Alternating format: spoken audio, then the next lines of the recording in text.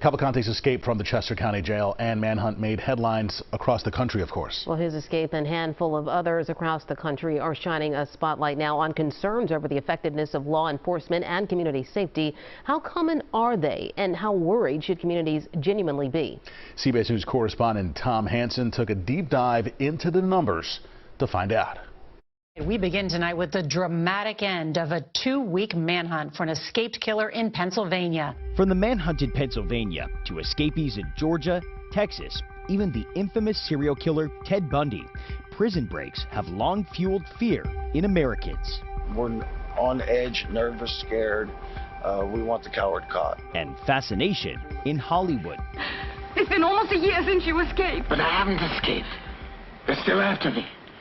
Now, while these types of stories often grab national headlines and spark concerns over community safety, just how common are they? And how much do you need to worry about them? My name is Bryce Peterson. I'm a senior research scientist at CNA and an adjunct professor at John Jay College.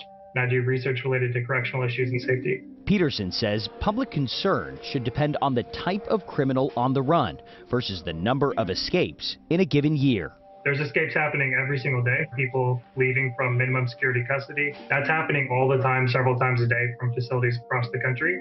But escapes like what we saw in Pennsylvania, these kinds of, more sensational escapes, these are extremely rare. CBS News analyzed data from 26 states over the past 5 years and found more than 1,100 instances of escapes from law enforcement custody, although many incidents likely go unreported, according to the Center for Justice Research and Innovation. Why don't we, as the general public, hear about these escapes? Why don't they all garner the same level of attention?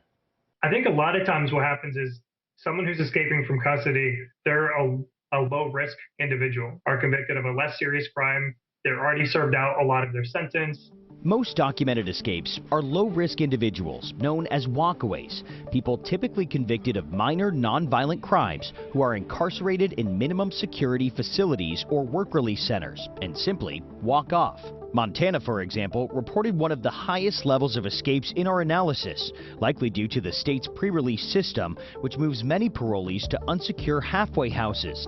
Of its 381 incidents over the past 5 years, 99% were walkaways, according to state data. But the risk of violent outcomes from prison escapes isn't zero. If you see him, do not attempt to take him into custody by yourself.